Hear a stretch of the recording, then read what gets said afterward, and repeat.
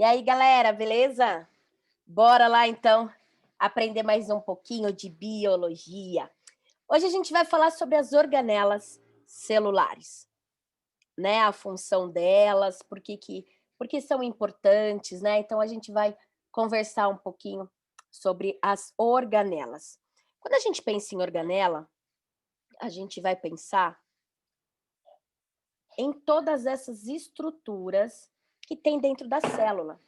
Podemos relacionar as organelas como se fossem os órgãos da célula. Então, cada organela vai ter uma função específica para esta célula. Podemos até falar que existem células do nosso corpo que são tão específicas que acabam tendo mais um tipo de organela do que outra organela. Então, vamos começar falando. Então, a gente vai ter o núcleo, vamos ter as mitocôndrias, lisossomos, né, os centríolos, aparelho de Golgi, as miofibrilas, e aí a gente vai conversar um pouquinho sobre a função de cada uma dessas organelas. Aqui a gente vê uma comparação, né, com uma célula animal e uma célula vegetal. Então, a gente vai focar na célula animal, que é a nossa célula, tá? Então, mitocôndria, lisossomos, núcleos, o retículo endoplasmático tem o liso e o rugoso, e a gente vai entender a diferença deles e por que de repente, é importante a gente estar conhecendo essas estruturas celulares. Então, centríolos, eu acho centríolos uma gracinha, né? Então, quando a gente começa a ver, quando a gente pensa aí nessa parte do citoplasma celular, nós vamos encontrar essas estruturas.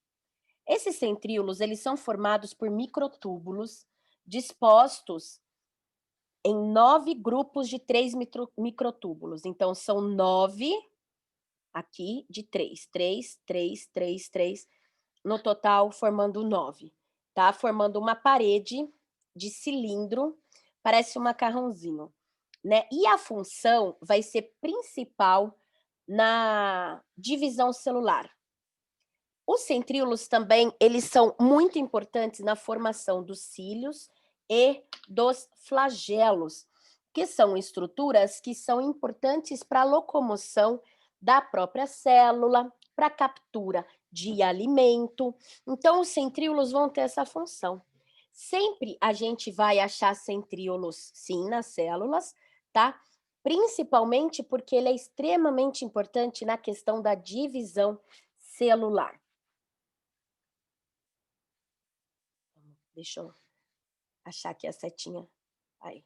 Então, aqui a gente tem uma outra imagem, né, dos centríolos. O que que acontece? Quando for acontecer a divisão celular, esse centríolo, num momento lá, numa das fases de vida da célula, ele vai se duplicar, exatamente para que depois consiga ir um pouco para a célula mãe e outro para a célula filha.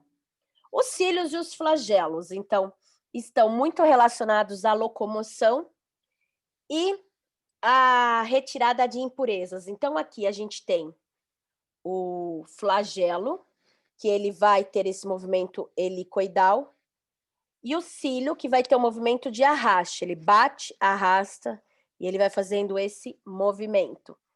Flagelo vai ter relação com a movimentação, e os cílios também, né? Mas no nosso corpo, a gente vai encontrar principalmente essa parte aí de cílios, quando a gente pensa em remoção de impurezas, na nossa traqueia. Então, ele que vai fazer toda a sujidade subir. Já até comentei numa outra aula sobre essas estruturas. As mitocôndrias são uma das minhas organelas prediletas, eu acho muito lindo, né? Adoro o corpo humano, eu acho que é fantástico quando a gente começa a entender o funcionamento, né?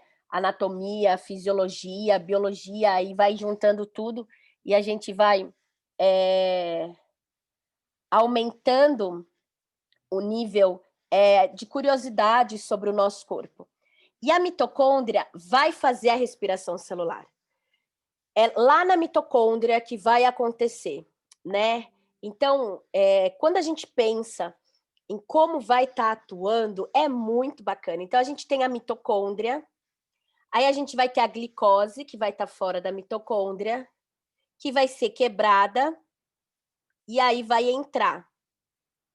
Quando entrar na mitocôndria, vai lá acontecer o ciclo de Krebs, vai pegar o oxigênio que a gente respirou e vai começar a atuar, mano, e vai ter a liberação de energia.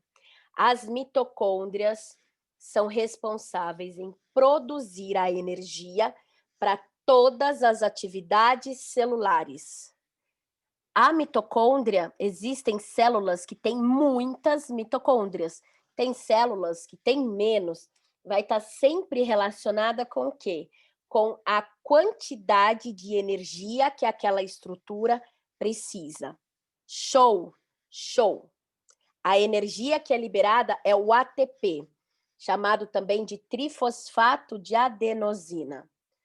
Para que consiga ter energia, vai precisar da glicose e do oxigênio. E o resultado vai ser o quê? Gás carbônico, água e energia. Energia que vai ser utilizada por todas as nossas células. Então, você aí, que está sentado, prestando atenção nesse vídeo, está gastando energia, né? As suas células, né? O seu cérebro está focado, está recebendo a informação, você está fazendo a anotação, recebe a informação, traduz, para que você consiga entender certinho o que a gente está conversando. Quando a gente está dormindo, nosso coração continua batendo, a gente continua respirando, então as nossas células continuam trabalhando, então as células continuam vivas, então nós temos essa energia. Então, a mitocôndria, ela vai ser a responsável por toda essa questão energética. E aí, quando a gente pensa em energia, não vamos também nos esquecer, né, dessa questão de, por exemplo, da gente, às vezes, sentir mais energia naquele dia ou menos energia. Então, a pessoa que não se alimenta direito, sente uma tontura, está mais cansado. De repente, a pessoa que está com anemia. Por quê? Porque não tem nutriente, não tem a molécula lá de glicose, né, o nutriente, para ser quebrado, para entrar na mitocôndria, para transformar em energia. Certo? Por isso que é importante a gente ter esse tipo de conhecimento. E aqui a gente tem mais uma imagem da mitocôndria, né? Toda bonitinha. Eu gosto da mitocôndria. Retículo endoplasmático. O retículo endoplasmático, né? Ele vai ser dividido em dois. Então, nós temos o retículo endoplasmático rugoso, que fica mais perto do núcleo, e o retículo endoplasmático liso. O rugoso, ele é assim chamado porque ele vai ter vários ribossomos grudadinhos na sua parede, né? E a gente pode falar que essa estrutura do retículo endoplasmático são como se fossem inúmeras bolsas e tubos que vão formar uma rede complexa de canais interligados e que vão permitir que substâncias consigam fluir dentro da célula, tá? Então, a transição do retículo endoplasmático rugoso para o liso, ele é gradual. Aqui você tem bastante ribossomos, aqui você vai tendo menos, até a hora que você não tem mais nenhum.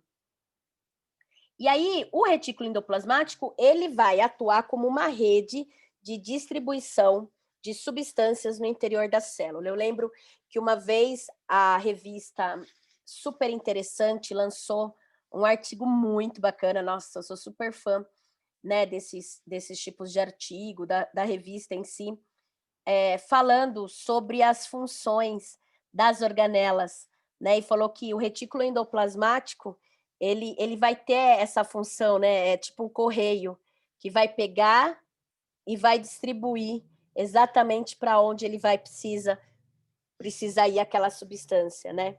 Além disso, o retículo endoplasmático também vai ser responsável em armazenar substâncias e também controlar a pressão osmótica do próprio hialoplasma.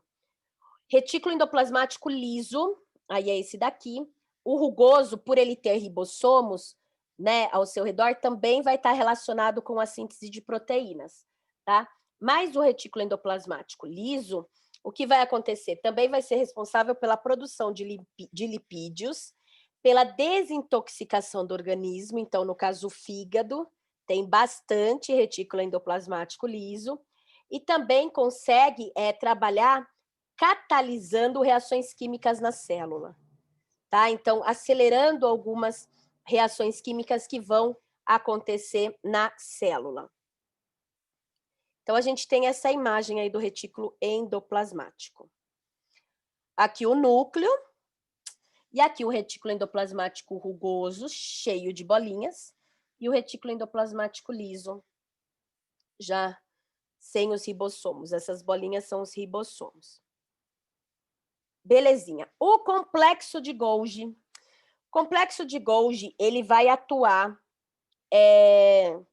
como um centro de armazenamento, transformação, empacotamento e remessas de substâncias na célula. Além de atuar na secreção do ácido pancreático, na produção de polissacarídeos, na produção de lipídios, secreção de enzimas digestivas, formação do lisossomo e também na formação do cromossomo do espermatozoide. Então, quando a gente pensa no aparelho de Golgi ou complexo de Golgi, é toda essa região aqui, ó. Isso daqui tudo é o complexo de Golgi. Ele vai formar as vesículas que vão ser os lisossomos. E também consegue eliminar substâncias que são úteis para o organismo. Então, por exemplo, a secreção de alguns hormônios, né, de algumas enzimas. Então, o complexo de Golgi é que vai ser responsável por essa atividade. Então, aqui a gente tem o complexo de Golgi e as vesículas, né, que são secretadas aí de acordo com a função. O lisossomo, ele vai estar diretamente relacionado à quebra. Então, está diretamente relacionado à digestão da célula. Então, vamos lá. A sua origem vai ser no complexo de Golgi, como a gente já falou. E aqui a gente vai ter, então, aqui no caso da figura, está mostrando uma bactéria, né? Aí, a célula vai emitir esse aqui, ó, fagocitose, os pseudópodes, para fazer a fagocitose. Quando essa bactéria entrar, ela vai ser encapsulada e um lisossomo já vai para aquela região para pegar aquela bactéria. A bolsa dele vai se fundir e vai digerir aquela bactéria. O que for bom para a célula vai usar isso, isso, aquilo para produção de energia. Se não, vai destruir essa bactéria, esse vírus, e eliminar para que depois seja eliminado do corpo. Elimina a célula pela exocitose, até que vai ser eliminado do corpo. Então, o lisossomo ele vai ter essa função. Então, aqui a gente tem o aparelho de Golgi, ou o complexo de Golgi, que vai liberar. Ah, aí o que vai acontecer? Na hora, olha que doideira isso. Deixa eu voltar aqui. Para a primeira imagem da célula bonitinha. Muito legal. Na hora que está entrando aqui, a membrana plasmática captou que está entrando alguma coisa na célula. Vai lá fazer a fagocitose. O núcleo já fica ligado e fala, epa, tá chegando alguma coisa, bora fazer a fagocitose. Bora produzir o quê? Lisossomo. Manda mensagem para o complexo de Golgi.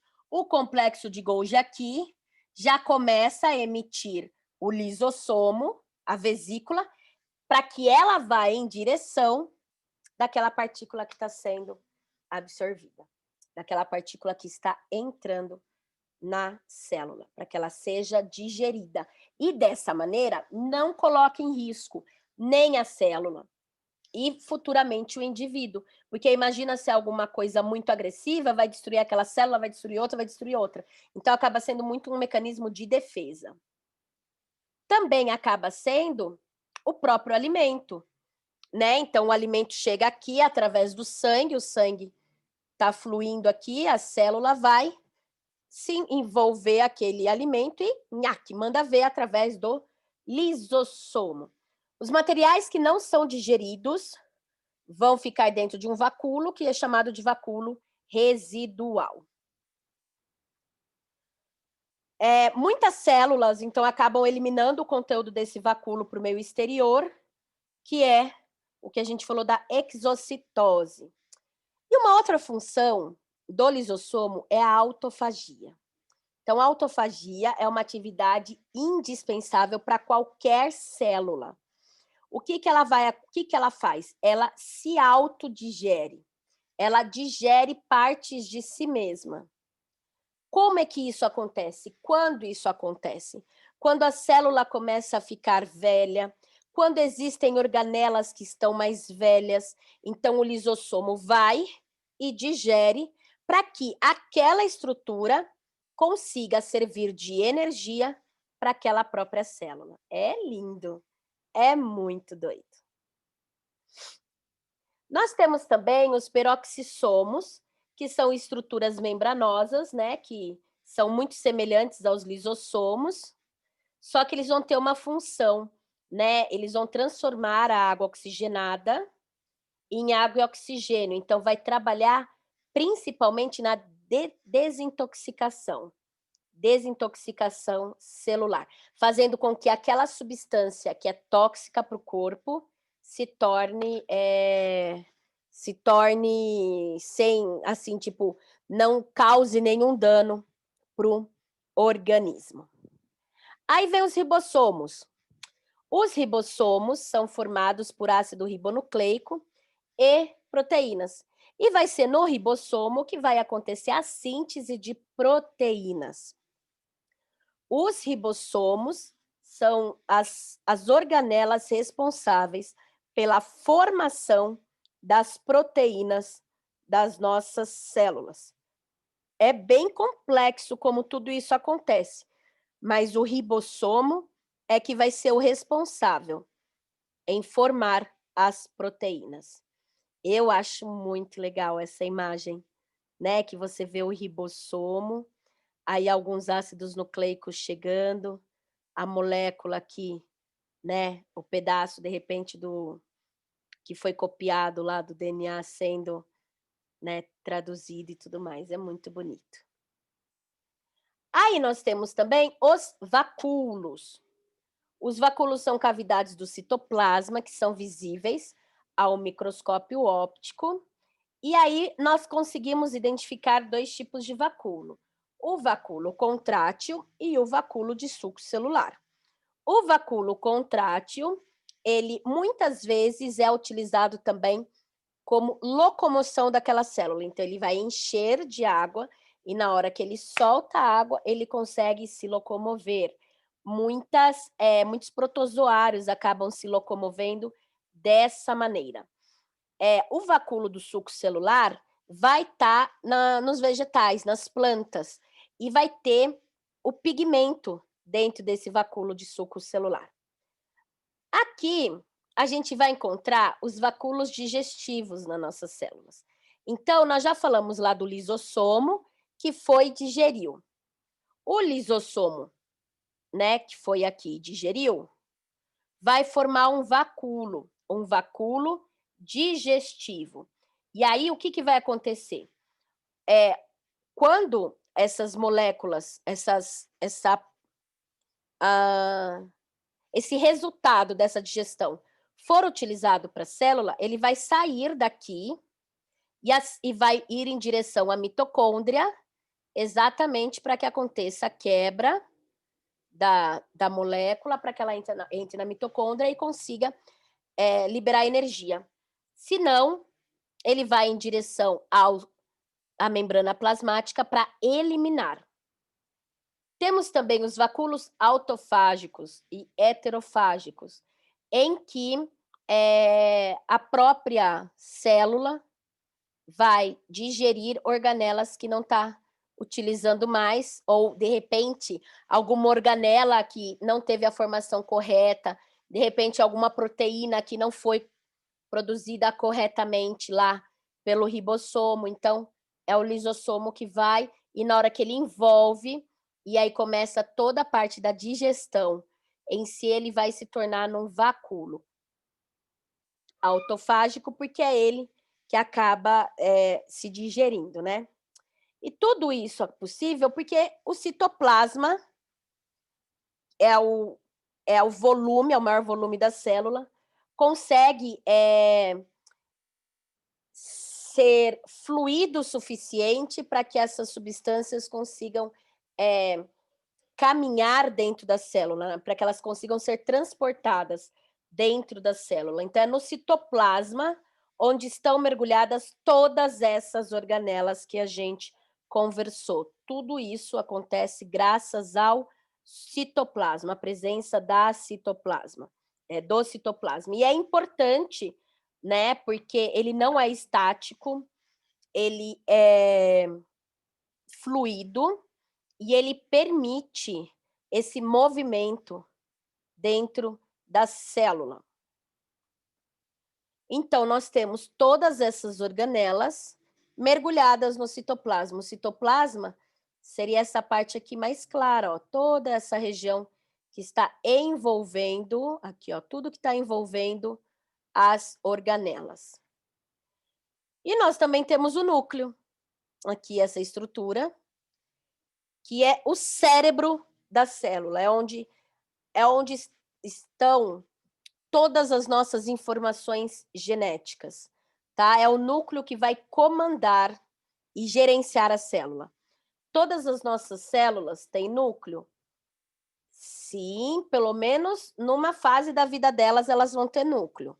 Algumas células acabam não tendo núcleo numa determinada fase da vida, mas para começar, né, a vida daquela célula, ela precisa ter esse núcleo. É lá no núcleo que o nosso DNA, que é onde tá as nossas informações genéticas, é que tá protegido, é aqui no núcleo. E o núcleo vai ter a cromatina, o nucleolo e também a carioteca, que é essa membrana que acaba envolvendo o núcleo. O núcleo é quem vai comandar toda essa função da nossa célula. E aqui a gente consegue ver uma outra imagem do núcleo. Quando a gente pensa no comando em si, a gente tem que lembrar que vários receptores mandam mensagem, né? Então, tudo isso vai acontecer, toda essa movimentação na nossa célula acontece graças a esses receptores que vão migrar, graças a essa alteração eletroquímica, essa alteração química. Então, tudo no nosso corpo acaba acontecendo nesse sentido. E a célula é quem acaba fazendo toda essa parte do metabolismo do nosso corpo em si. É fantástico quando a gente começa a entender o funcionamento do nosso corpo e a gente começa a perceber a importância de cada organela e por que ela é essencial para que a gente consiga manter a vida, né? Para que consigamos ter essa manutenção aí do nosso corpo, da nossa vida, termos uma vida mais saudável, uma vida ativa, uma vida com energia, porque que a gente vai precisar de tudo isso. Belezinha? Espero que tenham gostado, que tenham entendido, e aí a gente vai conversando, qualquer coisa, estamos às ordens, beleza? Bora estudar, bora fazer resuminho, bora fazer tabela com a função de cada organela das nossas células, beleza? Beijo e até a próxima. Até mais.